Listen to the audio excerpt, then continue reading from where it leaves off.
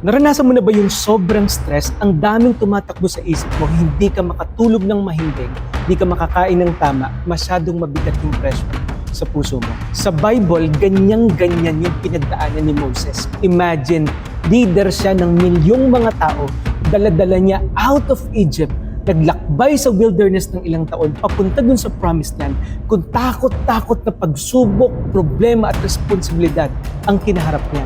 To the point na sinabi niya sa Panginoon in Numbers chapter 11, verse 14 to 15, I cannot carry all these people by myself. The burden is too heavy for me, Lord. If this is how you are going to treat me, please go ahead and kill me.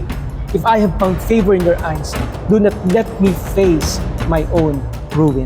Sobrang bigat ito, Panginoon. You see, even the strongest leaders experience those moments of breakdown. Pero ang tanong, paano nga ba napagtagumpayan ni Moses ang super stressful na situation na ito? Yan po ang pag-uusapan natin ngayon. Samahan niyo po. Isa sa mga pinaka-famous na Bible characters ay itong si Moses. Si Moses ay pinanganak sa panahon na pinapapatay ni Pharaoh ang lahat ng babaeng sanggol na Israelites. Kasi natatakot siya na masyadong lumalaki na yung bilang ng mga Israelites sa Egypt at baka ma-overpower sila. Kaya niligtas ng kanyang nanay itong si Moses mula sa sakuna na yon by placing him sa Nile River. Doon sa gilid ng Nile River ay merong mga halaman na tinatawag ay reeds. Inipit siya doon para hindi siya anudin at para madali siyang makita ng tao. Tapos, pinabantayan niya sa isa niya pang anak yung ate ni Moses na si Miriam para anuman ang mangyari ay nandun siya at makikita niya ang mangyayari sa kanyang kapatid. Sakto, dumating yung anak ni Pharaoh, maliligo sa ilog itong prinsesa na ito at nakita niya yung basket. Parang sinetap ng mag-ina yan. No? Pagbukas niya, umiiyak ang sanggol. Naawa siya. Tapos nung nakita ni Miriam na naawa yung prinsesa, bigla siyang umiksena. At ang sabi niya sa prinsesa, gusto niyo po ba na humanap ako ng isang babaeng Hebreyo na mag-aalaga sa batang ito? At syempre, sino ang kinuha? Ang nanay ni Moses, si Jochebed. Imaginein mo yon, binayaran pa sila para alagaan itong batang ito. Kaya by the time na dinala ang batang Moses sa palasyo para maging ganap na anak ng prinsesa, alam niya na ang kanyang pagkatao. Lumipas ang ilang taon, tumanda na si Moses at nung makita niyang inaapi ang ilan sa kanyang mga kababayan na Israelita ng isang Egyptian, pinatay niya ito. At sa sobrang takot niya, umalis siya sa Egypt, nagtago siya sa Midian. For 40 years, siya ay naging pastol doon and he was a nobody. Isang araw nagpakita ang Diyos sa kanya sa pamagitan ng burning bush. Doon siya tinawag, inutusan at kinausap ng Panginoon na Moses, ako si I am at nais kitang gamitin para palayain ang mga Israelites sa Egypt. Ayaw pa niya nung una. Kasi sino ba ako, Panginoon? Di naman ako magaling magsalita. Pero sa kabila ng mga kakulangan na yun, ginamit siya ng Panginoon. At sa pamagitan ni Moses, nangyari yung 10 salot sa Egypt, nahati ang Red Sea, nakalaya ang Israel mula sa slavery at tinanggap nila ang 10 Commandments sa Mount Sinai. Ngayon, nasa wilderness na sila, malaya na sila sa Egypt, naglalakbay na sila papunta sa Promised Land. Kasama nila ang presence ng Diyos. Sa tuwing naglalakad sila sa umaga, may cloud by day na nakasunod sa kanila. Sa tuwing magpapahinga sila sa gabi, merong fire by night para hindi sila malamigan. Meron silang mana o tinapay na araw-araw ay kanilang kinakain mula sa langit. In short, provided lahat ng kailangan nila until such time na sila ay nagsawa at nagreklamo sa pagpapala ng Panginoon. At ito na nga, sa Numbers chapter 11, nag-breakdown si Moses sa sobrang stress. Dahil habang naglalakbay ang mga Israelites sa wilderness, nagsimula ng magreklamo ang mga tao in Numbers 11.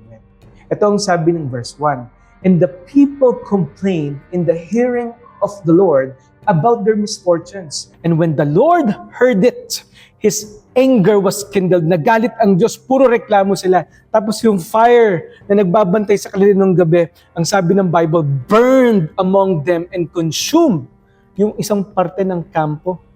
Nag-alab yung apoy ng Panginoon. Natakot yung mga tao. Tapos dali-dali silang lumapit kay Moses. Sabi ng verse 2, then the people cried out to Moses, and Moses prayed to the Lord, and the fire died down. So pinakinggan sila ng Diyos. Pero hindi nagtagal, nagsimula na naman silang magreklamo, tungkol naman ngayon sa pagkain. Sabi nila sa verse 4 to 6, the rabble was among them, and they had a strong craving. Miss na miss nila. And the people of Israel also wept again. Aba, nag-iiyak pa. Iyak ng iyak. At ang sabi nila, oh, that we had meat to eat. Sana meron tayong karne. We remember the fish we ate in Egypt that cost nothing, the cucumbers, the melons, the leeks, the onions, and the garlic. But now our strength is dried up, and there is nothing at all but this manna to look at. Sinabawang mana, nilagang mana, prinitong mana, lahat na lang ng luto sa mana ginawa na namin. Nagsasawa na kami dito. Buti pa nung nandun kami sa Egypt, nakalimutan nila. Naalipin sila doon. Naalala nila yung pagkain nila doon. Mas pinili nila yung alaala ng comfort kaysa sa kalayaan. At ito yung tunay na tumama ng malalim kay Moses. Nung marinig ang iyakan ng buong bayan, sabi ni Moses sa Panginoon in verse 11 to 13, Lord, why have you dealt ill with your servant? And why have I not found favor in your sight that you laid the burden of all these people on me? Did I conceive all these people? Ako ba nagpaanak sa mga to? Bakit sila lumalapit sa akin para humingi ng pagkain? Dinala ko ba sila sa sinapupunan ko? Naiinis ako, Panginoon. Sigaw sila ng sigaw. Give us meat that we may eat. Grabe, no? Tapos sabi ng verse 14 to 15, I am not able to carry all these people alone. The burden is too heavy for me. If you will treat me like this, Lord, patayin mo na lang ako. If I have found favor in your sight, kung naawa ka pa sa akin, that I may not see my wretchedness, kawawa naman ako. Isipin mo yung taong humarap kay Pharaoh at tumalo. Yung taong humati ng Red Sea. Ngayon ay takot at pagod at nagsasabing, ayoko na. Burnout. Sabi ng verse 16 to 17, then the Lord said to Moses, gather for me 70 men of elders of Israel, whom you know to be the elders. Tipunin mo sila, at ang sabi ni God, I will come down and talk with you there, and I will take some of the spirit that is on you, put it on them, and they shall bear the burden of the people with you. Makakasama mo sila sa leadership, so that you may not bear it yourself alone. Binihagi ng Diyos ang bigat ng pumumuno. Hindi niya inalis ang responsibilidad, binawasan niya ang burden ni Moses. At sinabi ng Panginoon sa kanila in verse 18 to 20, ihanda niyo mga sarili niyo. Bibigyan ko kayo ng karne pang 1 buwan hanggang sa magsawa kayo dito. Nang sabihin ng Diyos na bibigyan sila ng karne sa loob ng 1 buwan, nag-alinlangan si Moses. Magkano ba kilo ng baboy ngayon? Ng isda, ng manok. Ang mahal na, di ba? Isipin mo that time, araw-araw ka magpapakatering. Sabi ng verse 21 to 22, but Moses said, the people among whom I am number, 600,000. Yung bilang na 600,000 na yon ay mga lalaking 20 years old up, mga sundalo na pwede makipaglaban. Maliban pa doon yung nanay, yung mga asawa, yung mga anak, at yung tribe ng Levi. Ang daming tao during the time. Sabi ni Moses, Panginoon, paano ito pakakainin lahat? Nakalimutan niya na si Lord, yung provider. And in verse 23, nirebuke siya ng Panginoon. Ang sabi ni Lord sa kanya, Moses, is the Lord's hand shortened? May kliba ang kamay ko para pagpalain kayo. Hindi mo ba nakita yung ginawa ko sa Red Sea? Hindi mo ba nakita yung cloud by day? Yung fire by night? Hindi mo ba nakikita ang provision ko ngayon? Now you shall see whether my word will come true for you or not. Ang kamay ba ng Panginoon ay maikli? Lumaki ba problema? O lumiit ang tingin ni Moses sa Diyos? And in verse 31, merong isang malakas na hangin na dumating, nagdala ng maraming ibon. Ito ay kumalat sa buong kampo na puno ng karne at ang daming karneng nakain ng mga tao. Pero merong mga tao na naging ganid at naging sakim. Ang sabi ng Bible, may laman pa ang kanilang bibig, kuha pa rin sila ng kuha. At dahil doon, pinarusahan sila ng Panginoon. Sa nangyaring ito kay Moses, may 4 na sources ang kanyang stress. Number 1 is yung responsibility overload. Masyadong marami ang kanyang hinahawakang mga tao. Kabi-kabila ang demand, na puno na siya at pakiramdam niya, buhat niyang mag-isa ang isang buong bansa. Ang sabi ng verse 11 to 12, bakit mo pinahirapan ng inyong lingkod? Ako ba nagpaanak sa mga tao na ito? Di ba minsan iniisip ng mga breadwinners, ako lang ba'y nakakita ng pangangailangan? Minsan yung mga church leaders, hindi ba nakikita ng mga members? Minsan yung mga parents, nakikita ninyo, yung anak ko ba, hindi niya ba nararamdaman yung pinagdadaanan ko? Lalo na kung single parent ka. Minsan, ang sipag mo sa trabaho mo bilang empleyado, tapos parang sa'yo lahat pinapasa. Kapag iniisip natin, lahat nakadepende sa atin, doon nagkakaroon ng malaking problema sa ating pag-iisip. Bakit, Pastor? Kasi magpapatuloy ang buhay at ang mundo kahit wala tayo. Huwag mong akuin ang lahat ng bagay. Pangalawang naging source ng stress niya is the complaints of people. Nagsimulang magkumpara ang mga taong ito sa sitwasyon nila sa Egypt, sa sitwasyon nila ngayon. Dati masarap yung pagkain namin sa Egypt, mas okay pa yung buhay namin noon. Para bang indirect criticism ito kay Moses na sinasabi doon, umalis pa kasi tayo doon mas maayos na yung buhay namin dati. Hindi nila nakita na alipin sila doon. Tinutulungan na sila, puro complaint pa sila.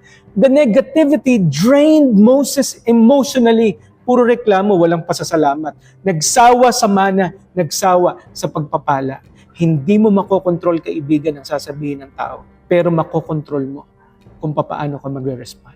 Pangatlong bagay na naging source ng stress niya, loneliness in leadership. Sabi niya sa verse 14, I am not able to bear these people alone. Ramdam ni Moses yung isolation. Minsan alam niyo sa leadership, habang tumataas yung hawak mo, yung responsibility mo, tumitindi din yung pressure. And few people can understand that.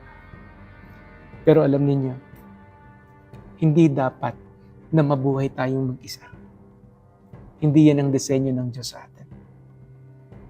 It is not good for a man to be alone. Pang-4 na naging source ng stress niya, provision pressure.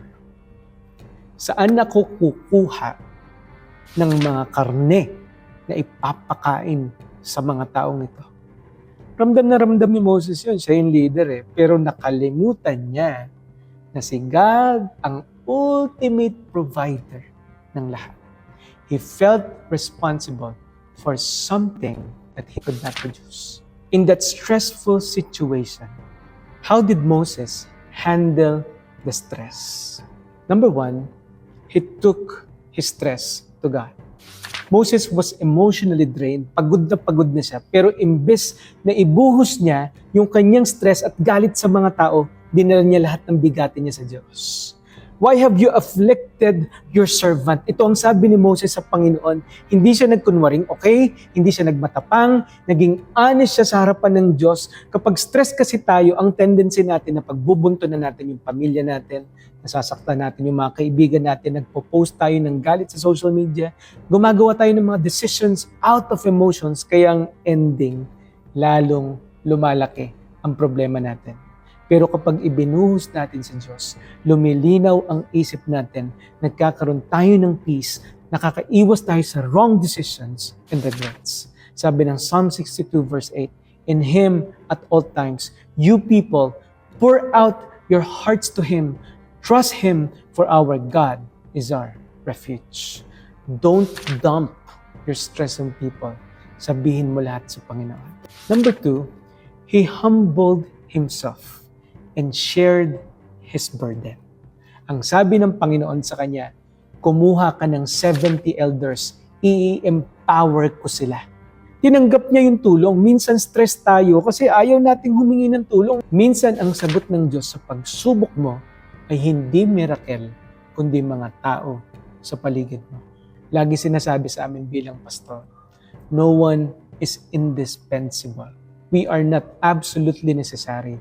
Kahit mawala tayo sa mundong ito, tutuloy ang buhay, tutuloy ang gawain, sapagkat hindi ito atin, sa Diyos to. Huwag mong akuin lahat. Share the burden. Pangatlong ginawa ni Moses, he refocused on God's power. Nagduda si Moses. Paano natin pakakainin itong mga tao na ito, Panginoon? Ang dami nila. Paano namin papakainin itong mga tao na ito? Nakalimutan na Moses that God always provides. Even during that time, merong clouds by day, merong fire by night, nagpoprotekta sa kanila, merong mana araw-araw. Hindi nakita ni Moses ang ginagawa ng Diyos sa kanila na provision. Kaya ang sabi ng Diyos sa kanya, Moses, maikli ba kamay ko? Limitado ba ako? May imposible ba sa akin? Hindi ko ba kaya mag-provide? Kapag tayo nai-stress, minsan ang tendency natin, masyado tayo nakatingin kay Judith. Judith ng tubig, Judith ng kuryente, Judith ng upa ng bahay. Nakakalimutan natin magtiwala sa Panginoon that He can provide. At nakakalimutan natin kung gaano kalaki ang Diyos. Stress magnifies the problem. Faith magnifies God. Sabi ng Bible, if you have faith like a mustard seed, basta totoong-totoo yan, kahit kasing liit pa yun ng buto ng mustasa, miracles will happen. Maybe today, you feel overwhelmed, stressed, anxious, you're tired of criticism, you feel alone. Remember what Moses did. He was honest with God. He prayed to the Lord ng totoong-totoo sa kanyang puso. Sinabi niya lahat sa Diyos. He shared the burden to the people. He accepted help. And he refocused on God's power. That God is an all-knowing, all-powerful, in control, good, and faithful God.